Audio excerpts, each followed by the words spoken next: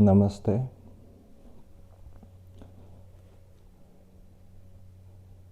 कहते हैं पत्नियों की आदत होती है सवाल पूछने की, बेफालतू के। मेरी नहीं है, बट सुना है मैंने ऐसा। अजी कहाँ थे, कहाँ हो, कहाँ जाओगे, इतनी लेट क्यों आए, इतनी लेट तक आओगे। सवाल पे सवाल पे सवाल पे सवाल। सुना है मैंने ऐसा। फर्स्ट हैंड एक्सपीरियंस तो है नहीं। अब पार्वती भी थी तो एक पत्नी ही, पर उनके सवाल ऐसे नहीं थे। इस लेवल पे उन्होंने सवाल नहीं पूछे। हाँ भाई शिवा, बेबी कहाँ थे,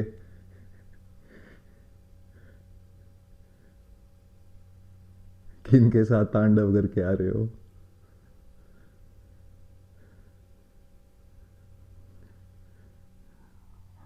पिया है धतूरा। नहीं, पार्वती के सवाल थे, स्वामी जगत की रियलिटी क्या है। अगर मुझे परम पुरुष परमात्मा को पाना है तो उसके लिए क्या स्टेप्स हैं। उनके ऐसे सवाल थे, इसीलिए वो पार्वती थी।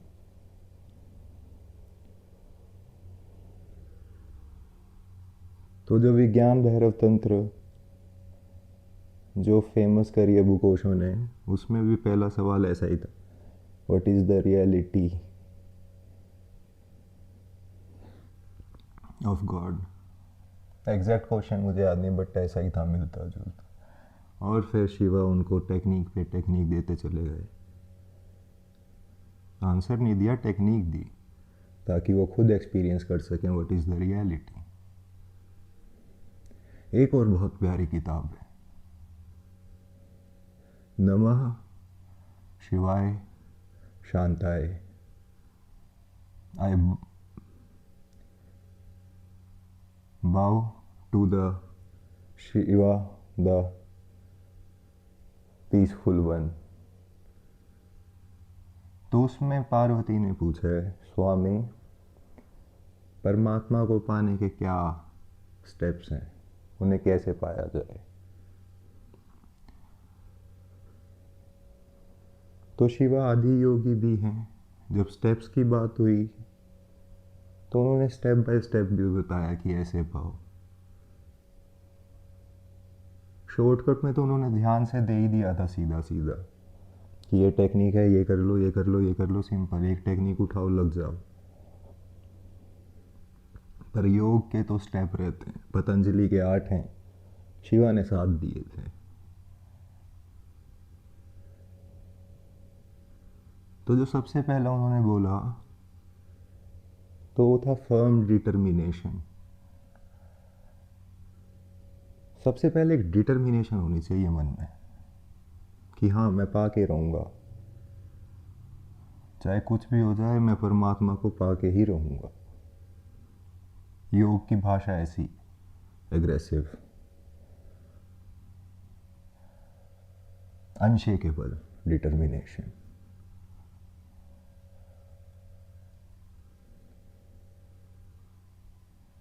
Pillar like. तब उन्होंने कहा कि 3 टाइप के लोग होते हैं। पहले तो वो हैं जो चलते ही नहीं इस रास्ते पे, उनकी कैटेगरी सबसे नीचे आती है। दूसरे पे हैं जो चलते तो हैं, बट फिर ऑब्स्टेकल्स आने पे वो रुक जाते हैं।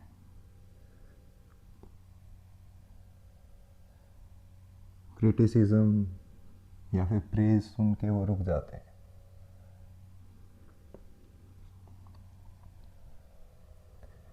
और पहले लेवल के जो ह्यूमन है, जो टॉप टियर है, वो है जो रुकने का नाम नहीं लेते until and unless वो पा ही ना लें परमात्मा को।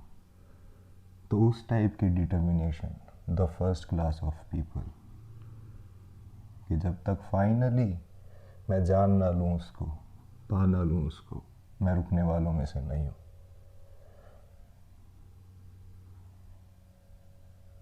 फिर उन्होंने बताया कि एक दो पिटफॉल भी आएंगे बीच में। सोसाइटी कंडेम भी करेगी, प्रेज भी करेगी।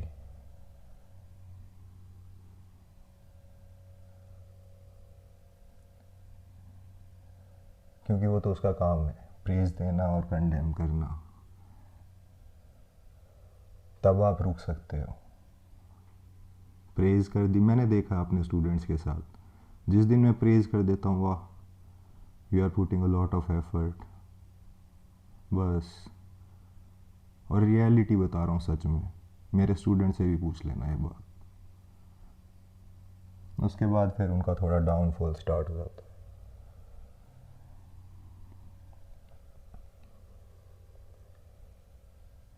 तो कंडेमनेशन और प्रेज वो आपको रुकने ना दें। सेकंड, उन्होंने कहा the arrival of Lakshmi, wealth, वो भी आपको ना रुकने दें। लक्ष्मी आए जाए, इससे तुम्हें रुकना नहीं है, वेल्थ के आने और जाने से। और वेल्थ सिर्फ मनी नहीं है, और भी काफ़ी चीज़ें हैं वेल्थ में जो आती हैं।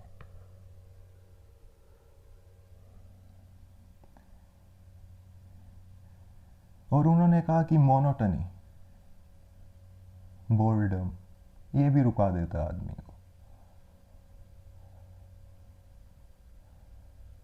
ध्यान में भी ऐसा ही होता है,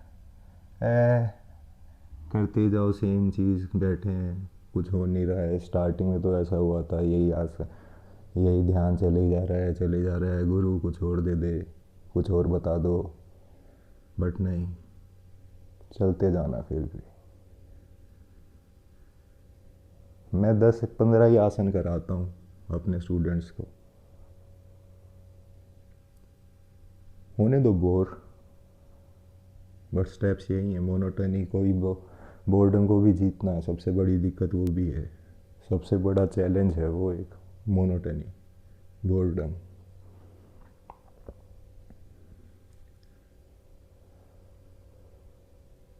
तो एक फर्म डिटर्मिनेशन कि हाँ भाई, जब तक परमात्मा नहीं मिलेगा रुकेंगे नहीं। तो सबसे पहले वाले तो चलते ही नहीं फियर के चक्कर में, अरे बहुत, कौन परमात्मा, कौन इस झंझट में पड़े। दूसरा चल भी ले थोड़ा बहुत, तो फिर ये जो बीच के ऑब्स्टेकल्स हैं वो रुकवा देंगे उन्हें। और तीसरा चलेगा, चलता जाएगा, चलता जाएगा।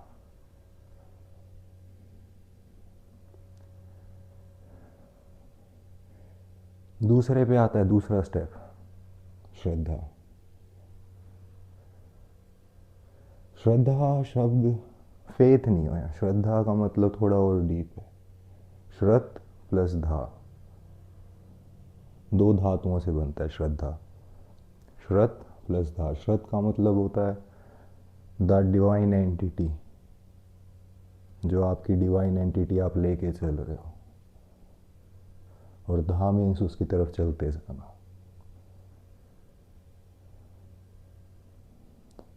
रुकना नहीं है, फिर चलते ही जाना।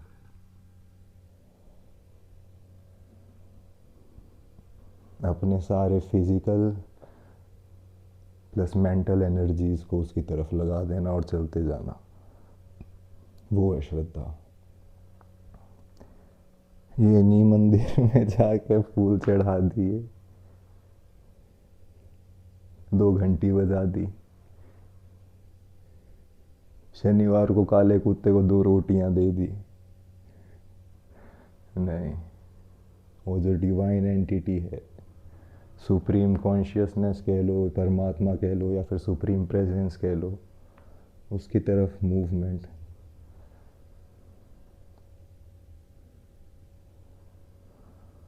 धा धिन धिन धा, मूवमेंट करते जाना उसकी तरफ।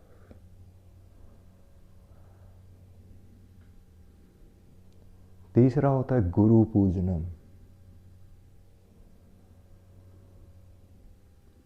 अगेन, गुरु क्या है? गुरु शब्द का मतलब होता है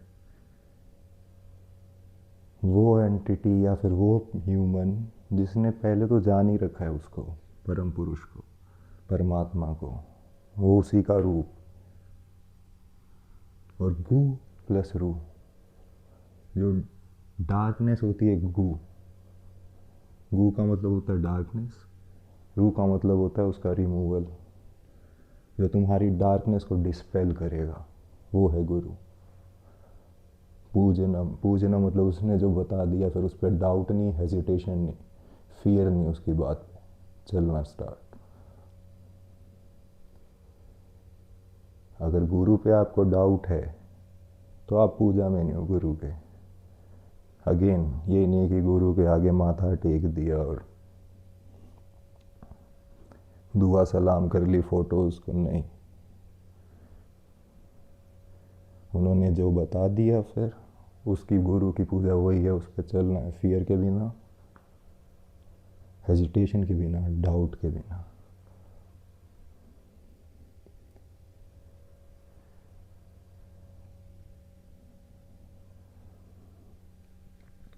फिर आता संबत भाव, यानी इक्वानिमिटी ऑफ द माइंड। पता नहीं संबत भाव था या समत भाव था, समत भाव था आई गेस। समत भाव यानी equanimity of mind. We all are equal in the eyes of the supreme father. There must be no superiority complex inside you, there must be no inferiority complex inside you. We all are the progeny of Supreme Father, brothers of same Father. तो ना किसी की जी हजूरी करना, ना किसी को तू कहना, सब बराबर हैं परमात्मा के बच्चे। तो अपने माइंड से जितने भी आपके कॉम्प्लेक्सेस हैं, inferior complex, superior complex, plus hopelessness, helplessness, उन सब को रिमूव कर देना।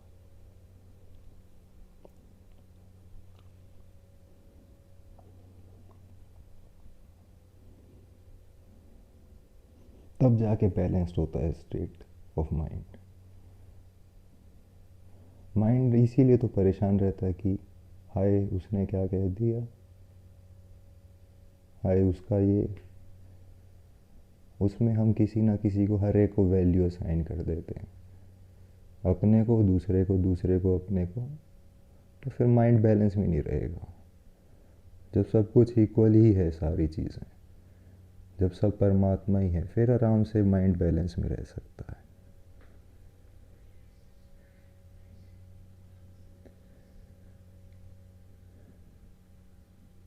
फिर आता है इंद्रिय निग्रह, pulling your senses inwards. You have 11 senses, 10 motor plus knowledge, 11th is mind. मैंने रावण का बताया था एक वीडियो में, रावण के 10 मुंह थे, हम सब रावण ही हैं। 10 सेंसेस है जो बाहर जाती हैं, और राम है जिसने रावण को मारा, रावण मरणम इति राम। तो हमें राम बनना है, अपनी सेंसेस को बाहर ना भेज के उसको अंदर लेके आना, सबको, फिजिकल सेंसेस, मेंटल सेंसेस, सबको इनसाइड लेके आना, और फिर उसे डायरेक्ट करना है सुप्रीम फादर की तरफ, अपने गोल की तरफ।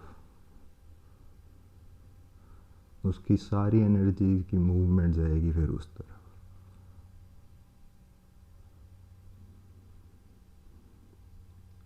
अपने कर्मों को, अपने ज्ञान को, सबको, फिर उन सारी एनर्जीज को, फिजिकल एक्शन, मेंटल एक्शंस, जब आप परमात्मा को ध्यान रखते हुए करोगे तो ऑटोमेटिकली आप अपनी सेंसेस पे कंट्रोल करना शुरू करोगे।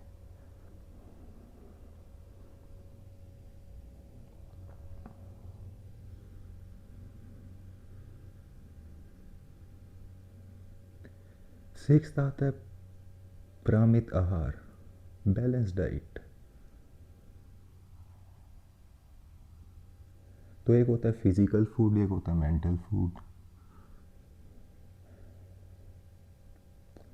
सात्विक, राजसिक, तामसिक, या फिर ऐसा कह लो वो फूड जो आपको ग्रेस की तरफ लेके जाए, हल्का बनाए। एक होता है जो आप जैसे हो वैसा रहने देगा, एक है आपको नीचे की तरफ पुल करेगा।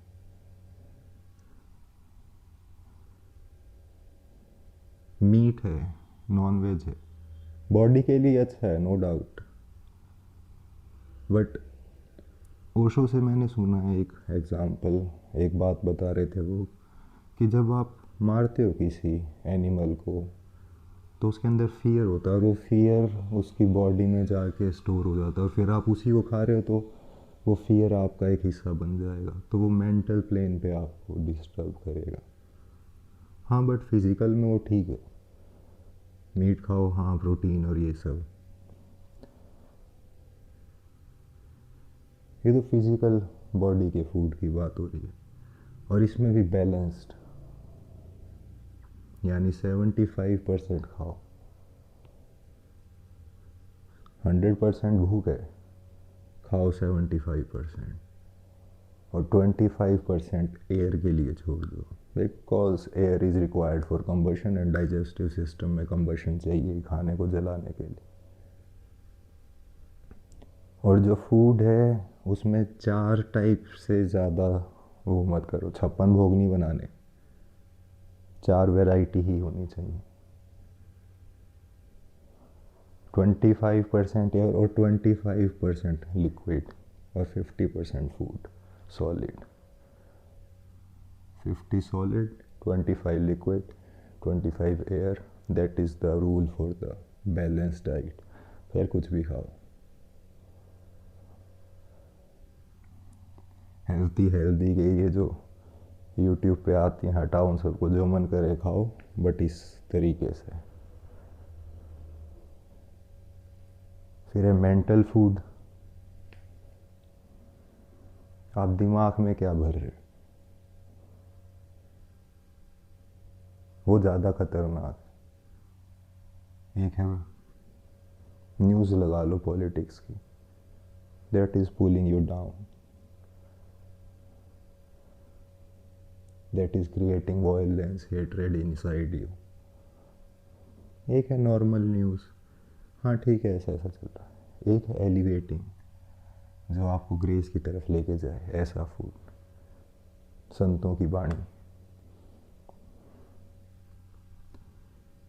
वो लोग जिन्होंने जीवन में कुछ पाया है उनकी बातें। या फिर नॉर्मल जो आप बातचीत दिन में चलती हैं अपने दोस्तों से, मित्रों से, वो सब। तो वो डाइट जो आपको ग्रेशियस बनाए, उस डाइट का नाम ही बैलेंस डाइट है। तो ये 6 स्टेप बताए थे शिवा ने, और फिर वो चुप हो गया। फर्म डिटर्मिनेशन, श्रद्धा, गुरु की पूजा, समत भाव, इंद्रिय निग्रह, और ये बैलेंस डाइट। फिर पार्वती बोली आगे 7 स्टेप। शिवा ने कहा 7वां कोई स्टेप नहीं है, और ये सबसे इम्पोर्टेंट स्टेप है। उन्होंने पूछा क्यों? कहता अगर तुमने ये 6 कंप्लीट कर लिए तो तुम्हें 7वें की ज़रूरत नहीं पड़ेगी, वरना रूल तो बनते ही जाएंगे, ये करो, वो करो, वो करो, ये करो। तुम ये 6 कर लो, you are bound to be enlighten.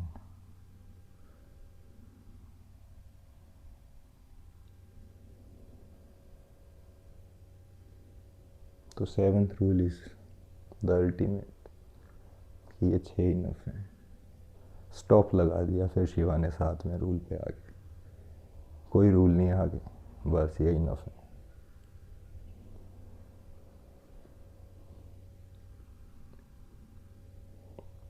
I hope this will help you if you are moving towards godliness.